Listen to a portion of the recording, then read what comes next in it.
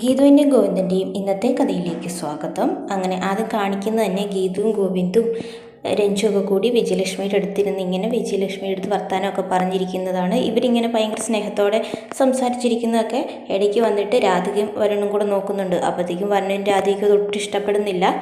അത് കഴിഞ്ഞ് പിന്നെ ഒരു പാട്ടാണ് കാണിക്കുന്നത്. ആ പാട്ടിൽ ഗീതുവും ഗോവിന്ദും വിജയലക്ഷ്മി എല്ലാം കൂടെ ഭയങ്കര സ്നേഹത്തോടെ പെരുമാറുന്നതൊക്കെയാണ് കാണിക്കുന്നത്. അപ്പോൾ വിജയലക്ഷ്മി പറയുന്നുണ്ട് എനിക്ക് ഒത്തിരി സന്തോഷമായി എന്ന് പറയുന്നു. അപ്പോൾ വിജയലക്ഷ്മിയോട് പറയുന്നുണ്ട്, രഞ്ജു പറയുന്നുണ്ട് അമ്മയോടുള്ള സ്നേഹത്തോടെ കഞ്ഞി കൊടുക്കുമ്പോൾ ഉപ്പിടാൻ മറന്നുപോയെന്ന് പറയും.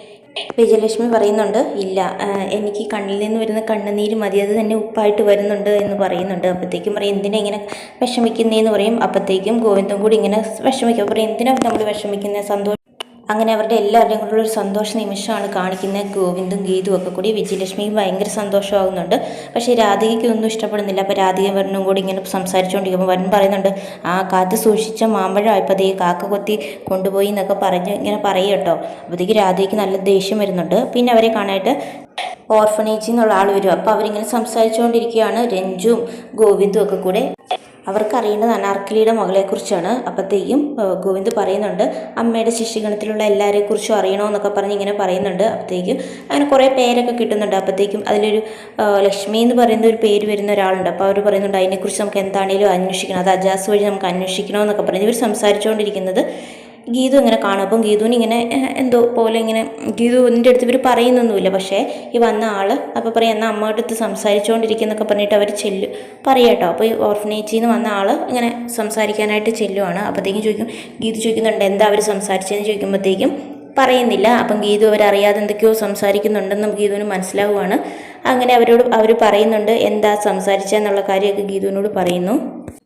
വിജയലക്ഷ്മിക്ക് മനസ്സിലാവുന്നുണ്ട് ഗോവിന്ദ് ആരെ അന്വേഷിക്കുന്നതെന്നുള്ള കാര്യമൊക്കെ. അപ്പോഴത്തേക്കും ഗീതുവും വിജയലക്ഷ്മിയോട് പറയുന്നുണ്ട് ഇങ്ങനെ അന്വേഷിക്കുന്നത് ശരിയല്ലല്ലോ, അത് എല്ലാവരും അറിഞ്ഞു കഴിഞ്ഞാൽ വലിയ പ്രശ്നമാകുമല്ലോ എന്നൊക്കെ ഗീതു ഇങ്ങനെ മനസ്സിൽ വിചാരിക്കുകയാണ്. അപ്പം ഗോവിന്ദ് ഇങ്ങനെ വിളിച്ച് അജാസിൻ്റെ അടുത്ത് പറയുന്നതൊക്കെ ഗീതു ഇങ്ങനെ ഫോണിൽ കേട്ടുകൊണ്ടിരിക്കുകയാണ്. അപ്പം ഗീതു വിചാരിക്കുന്നുണ്ട് എനിക്കിപ്പോൾ അറിയാവുന്ന കാര്യം ആരാണ് എന്നുള്ള ആ മകളെന്നുള്ള കാര്യം ഞാൻ പറഞ്ഞു കഴിഞ്ഞാൽ വലിയ പ്രശ്നമാകുമല്ലോ എന്നൊക്കെ ഗോവിന്ദ് അജാസിൻ്റെ അടുത്ത് പറയുന്നുണ്ട്. ആരാണ് സാറിനെ അങ്ങനെ ആക്രമിക്കാൻ വന്ന ആളെന്ന് മനസ്സിലായി എന്ന് പറയുമ്പോൾ അതിപ്പോൾ സാരമില്ല, ഇനി അന്വേഷിക്കേണ്ട, ഞാനത് വിട്ട് കളഞ്ഞൊന്നും അല്ല. അപ്പോൾ ചോദിക്കും ഇപ്പോഴും ആ സെൻറ്റിമെൻറ്റ്സ് തന്നെയാണോ രാധികാമ്മയോട്? ഇല്ല, എനിക്കിപ്പോൾ അവരോട് ഓരോ സെൻറ്റിമെൻറ്റ്സിലും നീ എന്നെക്കുറിച്ച് ഇപ്പോഴും അങ്ങനെയാണ് വിചാരിച്ചത്.